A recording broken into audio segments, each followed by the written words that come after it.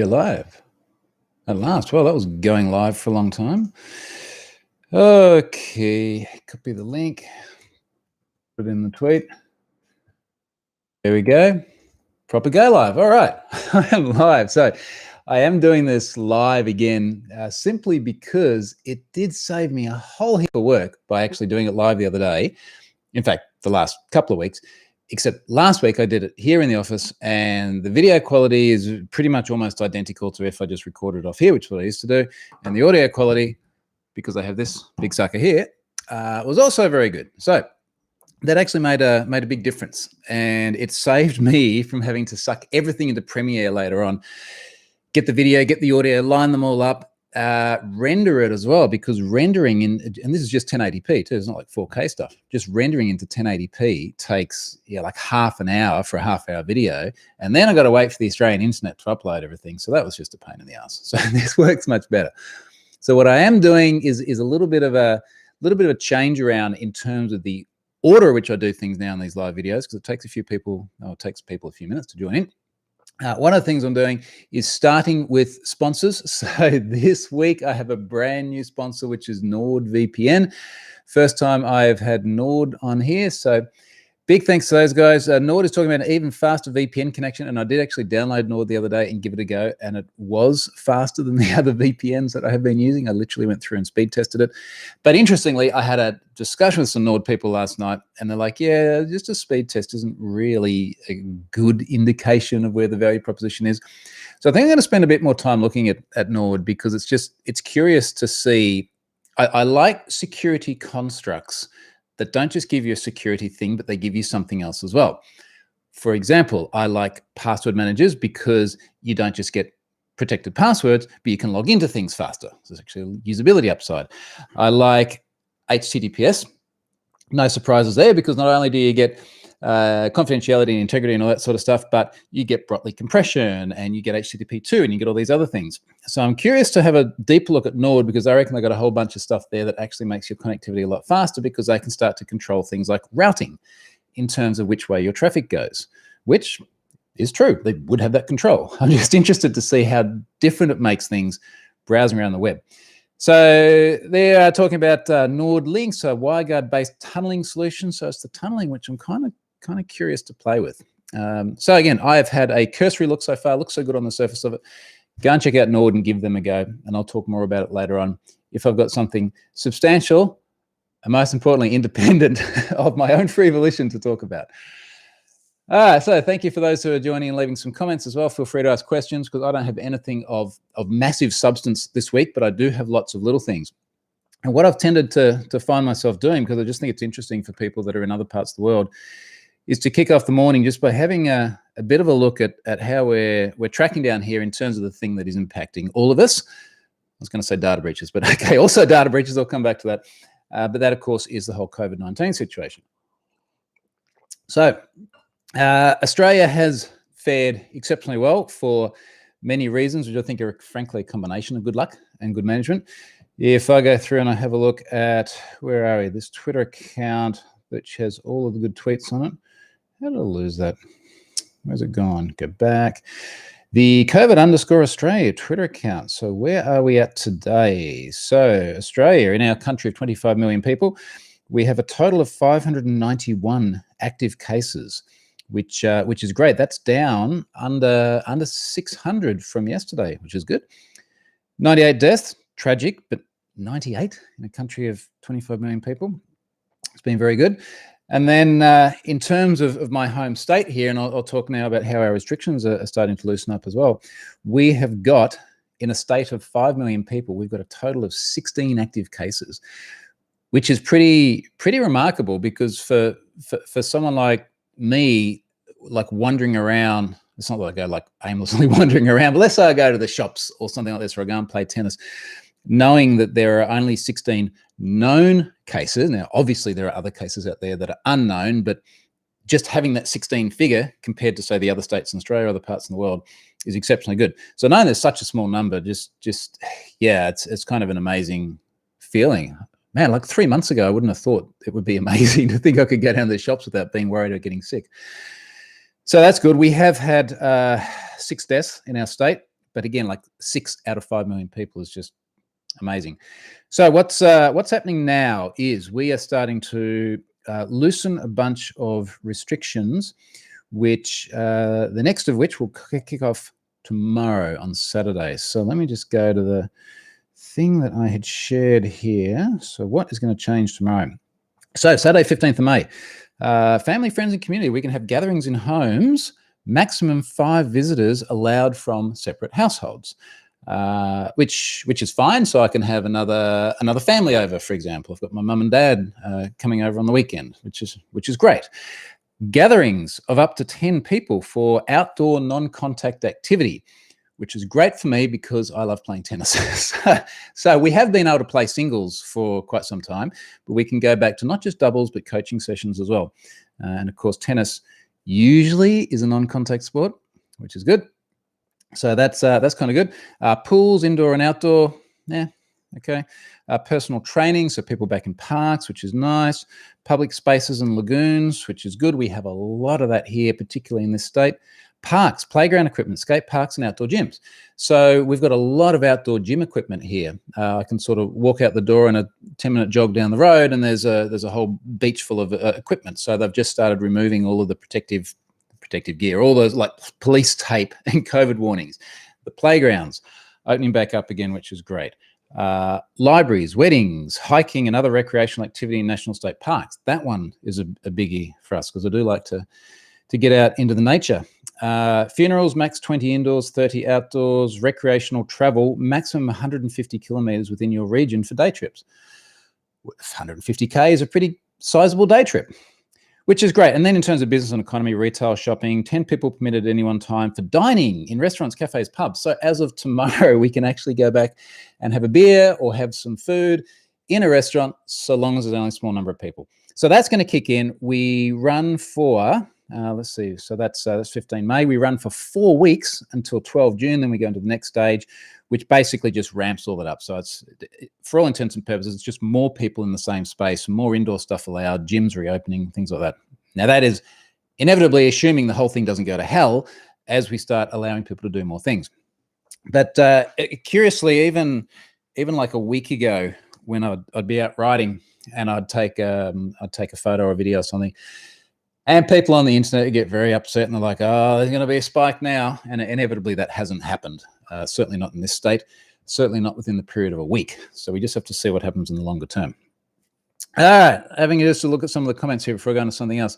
Norway went entirely, then I'm just conscious that there'll be other people listening to this on the podcast later. So I will try and explain what the context is before discussing it. So Norway went entirely the other way with the COVID tracking, gather as much data as possible, stuff it all into Azure and make it all closed source.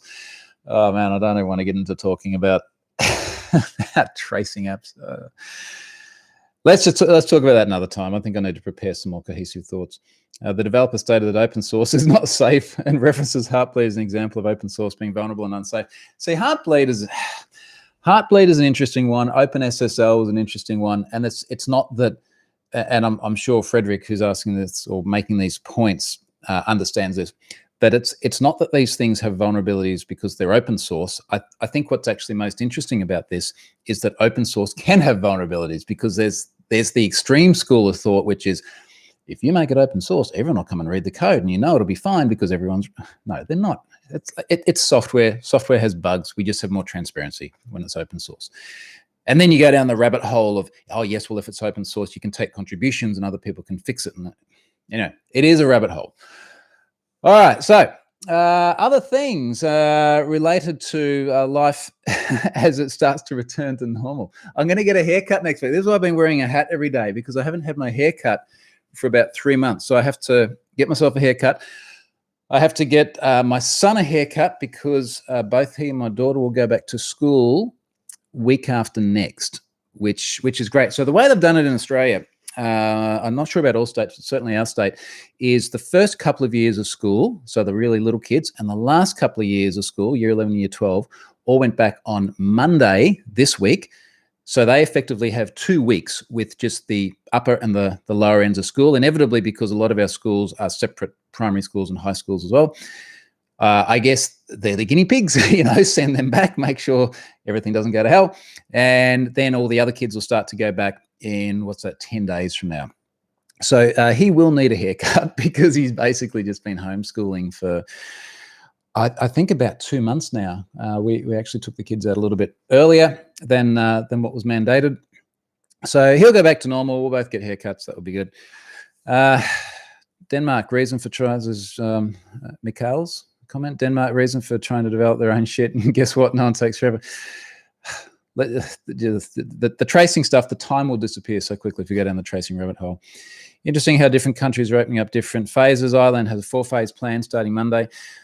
And look, I guess one of the things, I think everyone has the same overarching theme, and when I say everyone, each country, and inevitably each state too. So remember, somewhere like Australia and inevitably somewhere like the US as well, does have the states determining at what rate they open things back up. But they're very different situations. They're very different in terms of the number of active infections. Obviously, we're very, very fortunate down here in Australia. They're very different in terms of everything from the seasons to the density of people. We're a very sparsely populated area here. And inevitably, that's going to mean different rates of progress. But everyone does seem to have this sort of same concept of let's do things gradually in phases and test how it sort of pans out as we go along. I don't know what the end goal is with this. A lot of people say, it's, until we have a vaccine, we just can't go back to normal. I noticed, I won't say which event it is because I don't know if they made it public or not, but there was an event in the US in October, which was quite prominent. And I got a notification today saying that is all going to go online. So even as far out as October, and October's starting to get pretty close to that Christmas period too, there's an expectation that people won't be traveling. And certainly my expectation is I'm not going overseas at all this year. I'll be very, very surprised if I do. And I've got to be honest, beyond this year as well, even as we get back to whatever a new normal is, I just simply don't expect to travel as much. And I'm very, very happy about that. I've been loving it here. Now, speaking of loving it here, it's totally non-tech related, but I'm just super happy about this. I put out a tweet yesterday. I put bike racks up in my garage. Like this is me sort of using the time to do some DIY stuff, drilling holes and things that in previous times I probably would have been reluctant to do. I've drilled a lot of holes in walls recently. So if you haven't seen them before, they're called Hornet. It's the company, and Klug is the unit. And they're just like little clips like this, like literally about the size of my hand. And they bolt onto the wall like that, and then you take your bike and you just ram the tire in, and it doesn't hang on the wall, but it just holds it and it sits on the back tire. Super awesome. There's actually been a lot of really nice comments about how clean my garage looks, which is the first time in a very long time. That's there in one of the tweets. Now, a couple of other things happening as it relates to more techie things.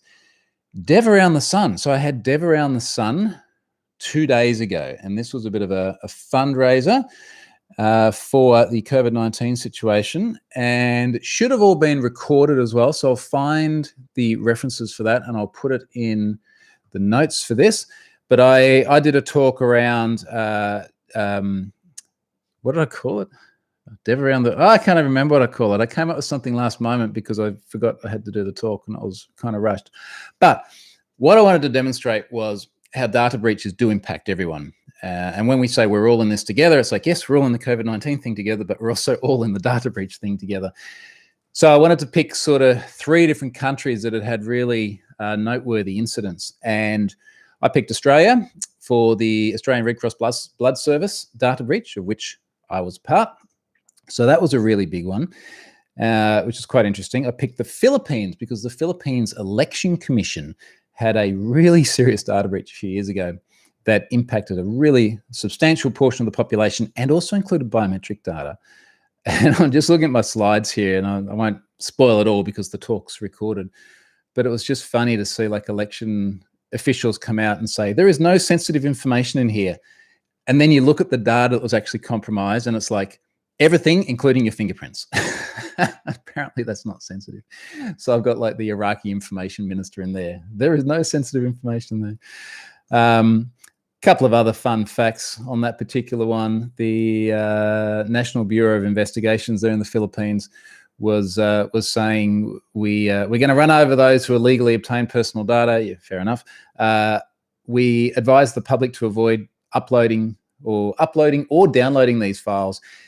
And the next tweet is someone who's taken a screen cap from their torrent client, and one of the IPs, torrenting is a Philippines government IP, so the government was literally torrenting it, and of course seeding the data back to everyone else.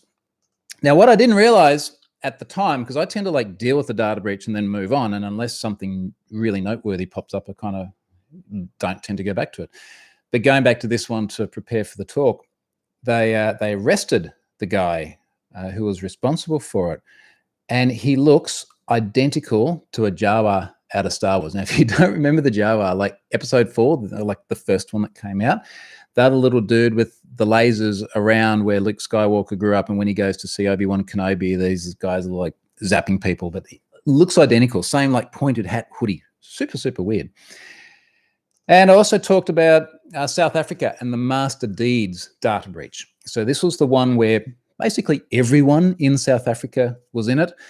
And this was a data aggregator called Dracor. And it wasn't them that had the breach, but they aggregated everyone's data. They sold it to a real estate services company, and then the real estate services company left it publicly facing somewhere, and someone else picked it up.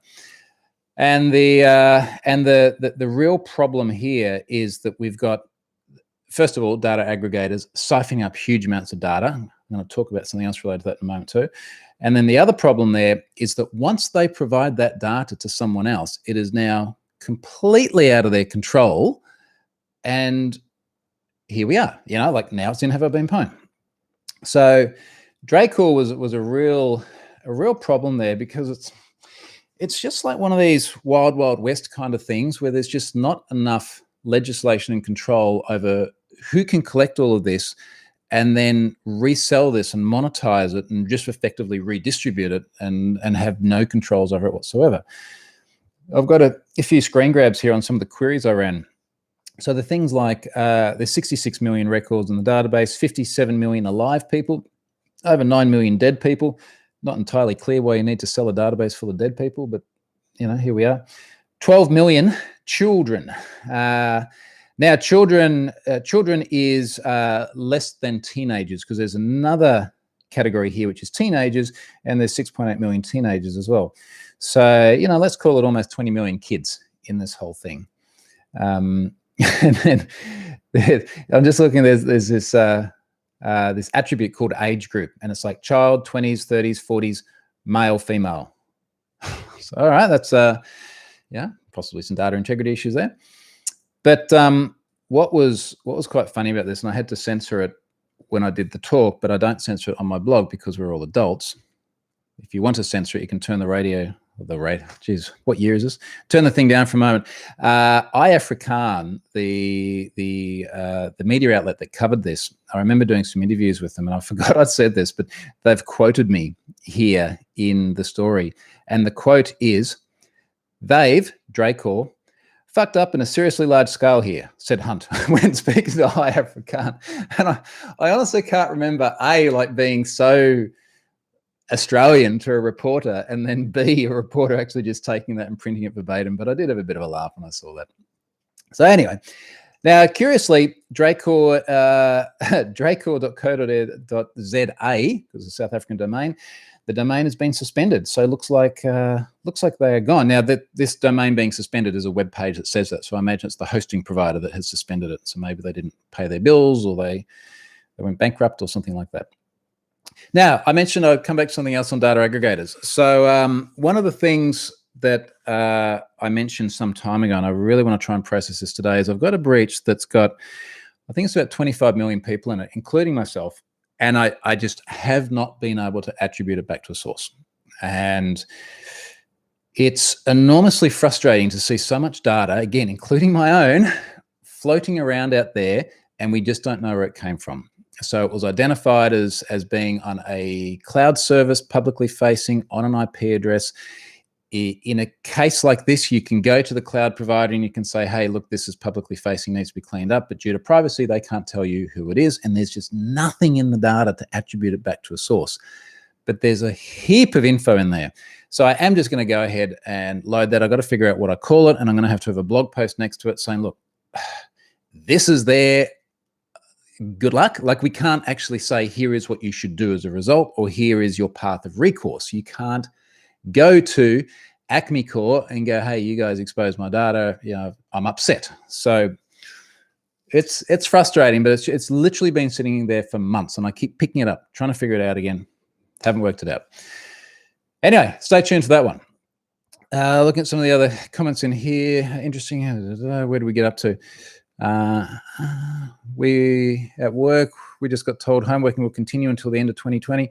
So it's really interesting to look at the way this is changing work. Like, remember, I very, very coincidentally, my old boss from when I was in corporate life contacted me on LinkedIn recently and asked me how it was going, which led to a very long response I'll go into another time.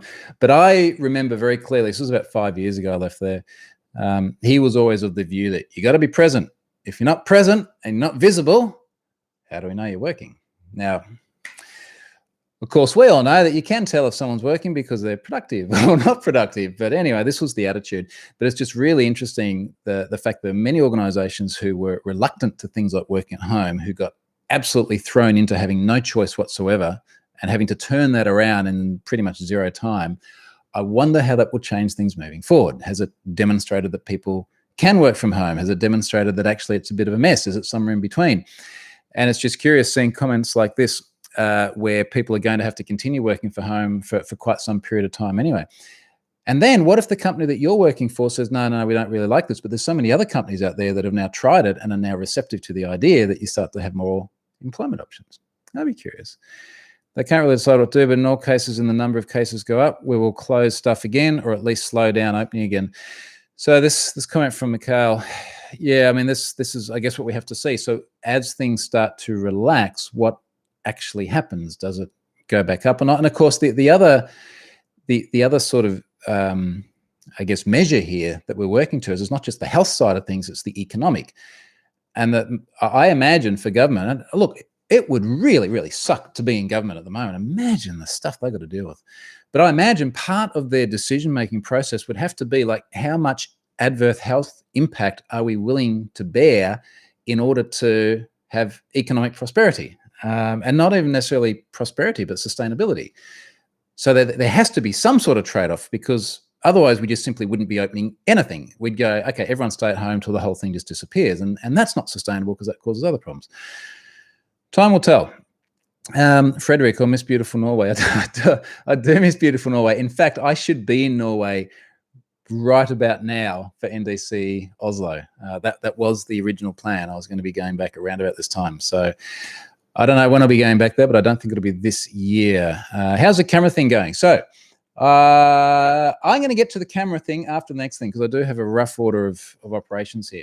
So that was Dev Around the Sun. Now there's Microsoft Build next week, which will be remote, unsurprisingly. So I am going to be speaking at Build. When I say speaking, I'm going to be on a panel talking about how this current pandemic has changed technology. We will be touching on things like contact tracing apps as well. So I'm going to be doing that with some other folks from Microsoft. That panel, in fact, I'm going to be pre-recording that on Monday due to schedule conflicts, and I believe it will go out on Wednesday. So if you're interested in attending Microsoft Build, I'll be on there talking about that. All right, now that leads me to the next thing. So Stratus Strong, that's a great name, by the way. Stratus Strong has asked how that camera thing is going. And now I did actually have this on my list. So my Ubiquiti cameras.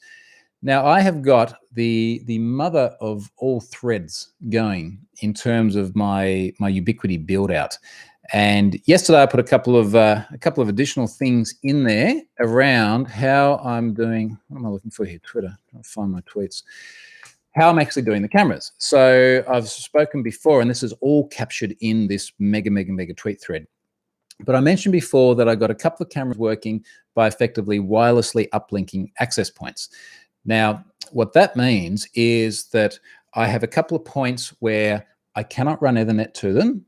So, for example, ones in my boat shed, I just simply cannot get through like 40 centimeters worth of solid reinforced concrete, and there's no other conduits or anything like that. And also one spot in the garage, which had just been absolute nightmare to try and run Ethernet to. So what I did in both those places is, well, actually in the garage, I wirelessly uplinked. So I put an access point in there and used the secondary port to then go PoE to it's all a bit of a mess, but it's in the thread and it works. The boat shed, I actually did Ethernet over Powerline, which works surprisingly well. So what I've had to do, and in both those ones, I did a dome camera. So that the dome cameras, I got one right here. Actually, I've got spare ones. Where are they? So this is what a dome camera looks like. And in fact, what normally happens with this is it sits up on the roof. Can't see the bottom of it, but like that, and it has a very, very wide field of vision, and still does 1080p. Has a microphone in it as well, so it can record stuff. And then down in the boat shed, I put one of these G3 cameras. These are a really, really solid little unit. Actually, they're all, in fact, these ones are plastic. It's the G4 Pros that are aluminium, but still very solid. And they can go outdoors as well. They're completely weatherproof. They're sealed. They've got a little gland that you can put the cable through on the back to keep everything super, super dry. So I've got one of these like sitting in my boat shed now, just sort of facing out towards the door. So if ever anyone tries to steal my jet ski, I know this sounds very first world problem. I do have visibility to that, which is good. But what I end up doing with the G4 Pro, so the G4 Pros are 4K cameras. They're about the same shape as this, but about twice the size. They're super, super high quality units.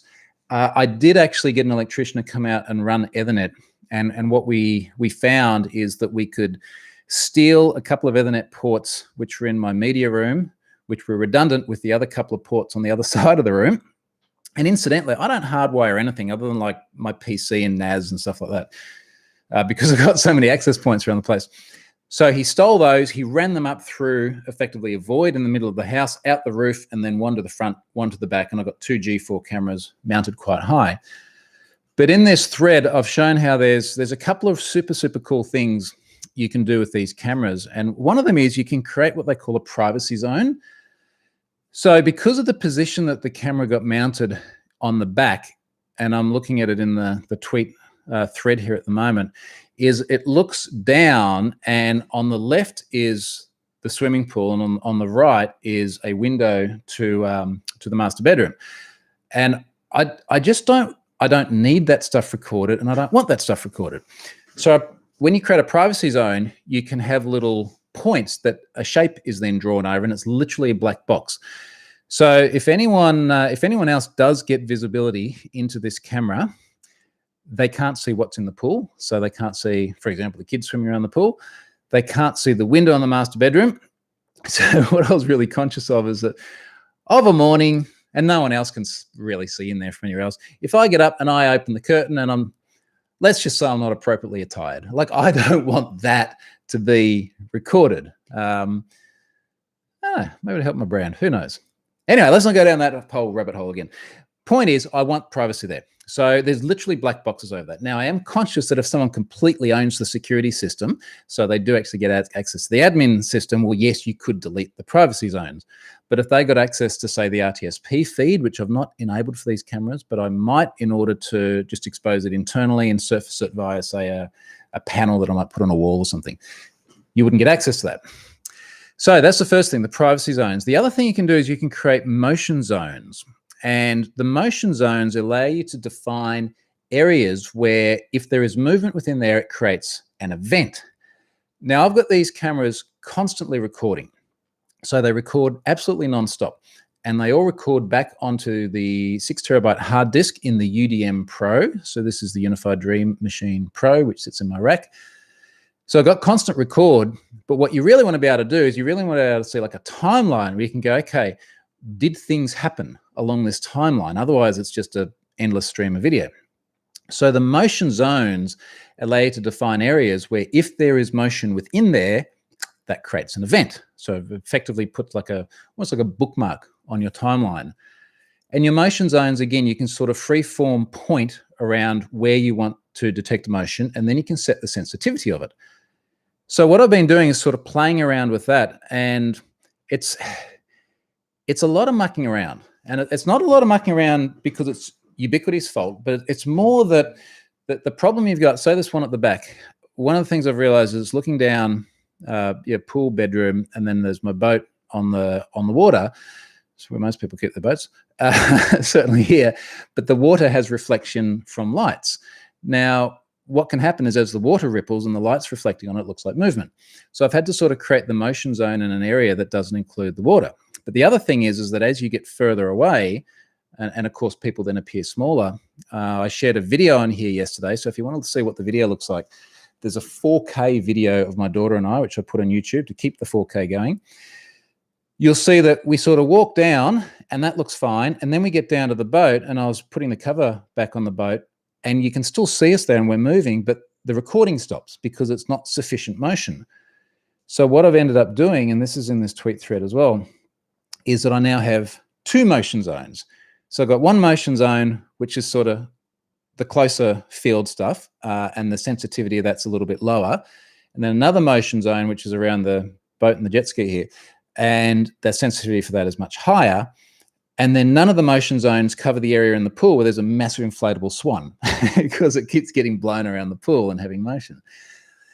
So I'm still playing with that. And if I jump into my UDM Pro dashboard at the moment, let me see if I see events. So the problem I've got now, the one at the front keeps going off and I don't know why. Oh, this was part of the problem because there's plants. And there's sort of big tropical plants with big leaves. And of course, as soon as there's any breeze, the plant moves. So what I've got to do now is try and create very specific motion zones to draw around the plants so that they're not included. But then if there's movement from humans, then that is included. So there's quite a bit of fine tuning to do with this. And again, it's all recorded anyway. So if I come home one day and someone's ransacked the place, I will be able to go through and see exactly what happened, but I just want to see a cleaner timeline. Okay, so hopefully that answers the camera question. Brian, imagine what working from home life would have looked like pre-NBN rollout. So for the international viewers, NBN is our national broadband network. It's basically a shit version of whatever internet it is that you have, no matter where you are in the world. And what I mean by that is the very, very, very fastest connection that I can get here without literally paying many thousands of dollars a month to do some sort of enterprise rollout is I can get about 60 megabit down, which is sad. But it does mean that we at least have a lot of Australia covered by high-speed internet, a relative term, enough speed to be able to do the work from home stuff and some streaming and so on. So that's something. Hello from Texas, Eric. G'day, Eric. Motion zone sounds like the UDM comes with a serious amount of processing power. Or does it actually process it with ML in cloud? So, sorry, I think my daughter is now printing her homework, which is right under the desk. So it does not do it in the cloud. It does everything locally, which is important. I wanted to sort of keep it all locally, which is a good thing. And then in terms of processing power, that's actually a good question. I'd have to go and check the exact specs on the UDM Pro. What I can tell you is that it seems to do everything right. Come here.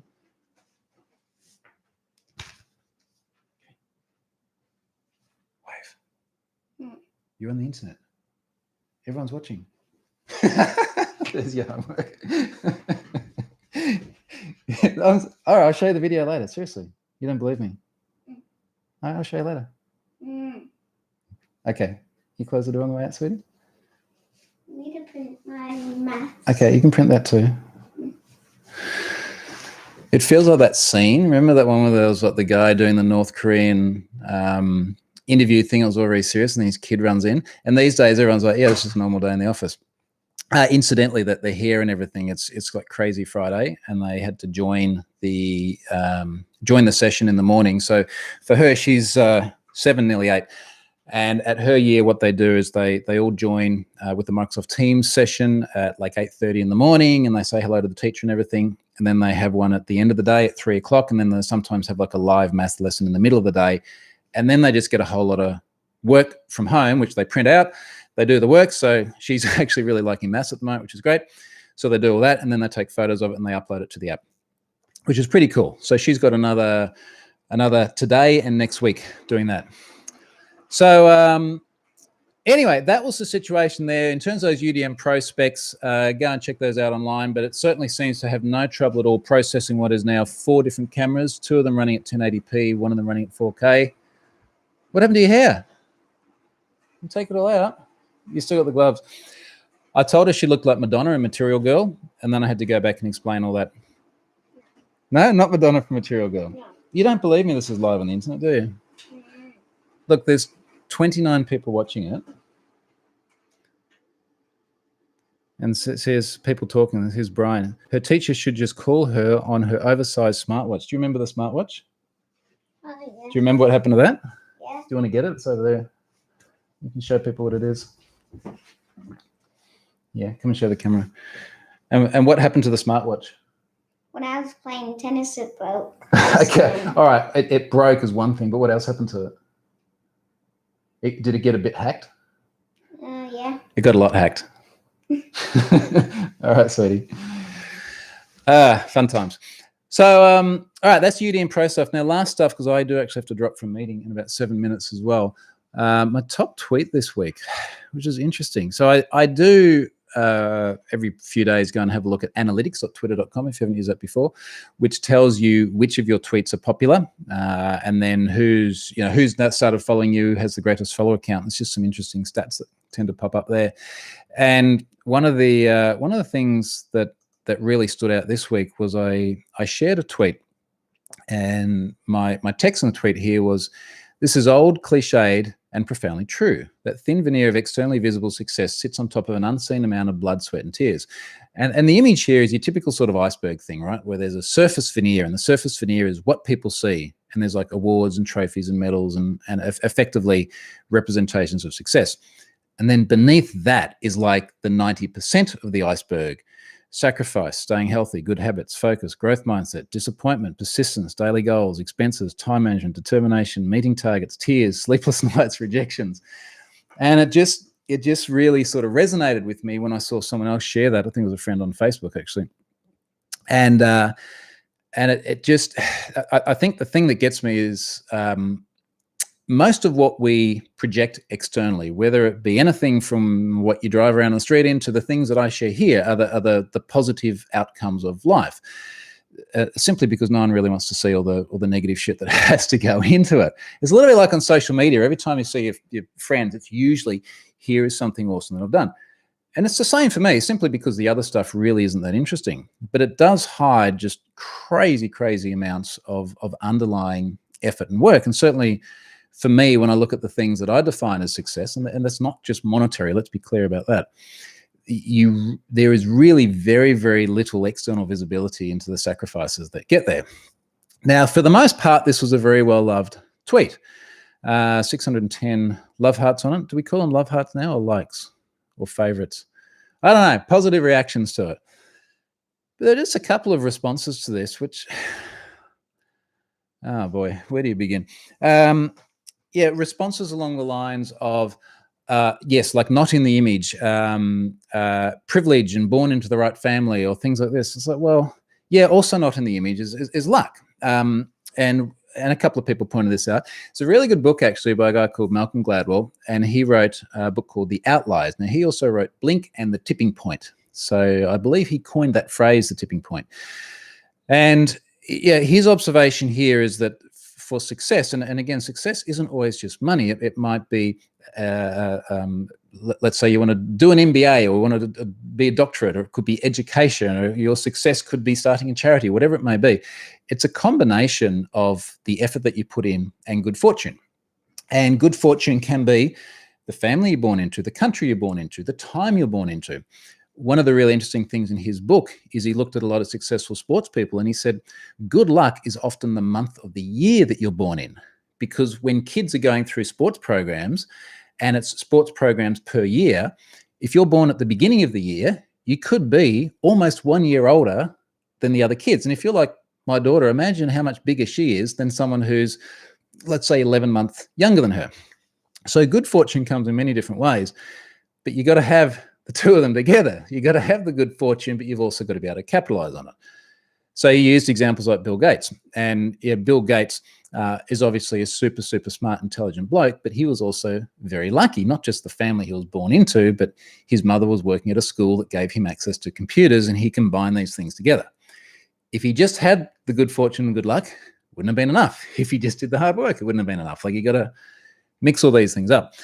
But look, really, it was intended to be more motivational and sort of talking about the fact that we can achieve wonderful things if you're able to not only apply the things that are in here, but also have the good fortune, which does befall on all of us from time to time.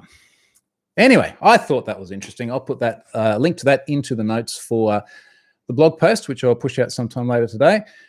Last thing in the remaining minutes here, Frederick, I'm still salty that I live in the only house in the entirety of Tromsø, which is somewhere in Norway, that does not get fiber connection. Sharing 15 megabits with 5 roommates sucks. Yeah, 15 megabits is kind of sucky. And there's a high-speed fiber that's 150 meters away. So one of the curious things, I'll do this as an experiment now. As much as our broadband sucks, our 4G is absolutely killing it here lately. Now, let me see if this makes a liar of me or not, but I've just turned off the Wi-Fi on my phone. And actually, the 4G is not bad. I'm getting like 200 megabits. But if I go back to my recent speed tests here, because the speed test app does store your results. Gee, I've got to find one where I was actually not out and about. But I have regularly got somewhere in the order of 400 megabits over 4G, not 5G. This is an iPhone, over 4G here in Australia. So there you go. Look, I have exhausted all of the time that I have because I've got to join a meeting in less than 1 minute, but I will continue to do these remotely. I will try and do some in my morning, which is now, which is good for the US sort of the side of the world, and I'll try to do some in the evening, which is good for the Europe side of the world. So thank you for watching this one, and I'll see you next week.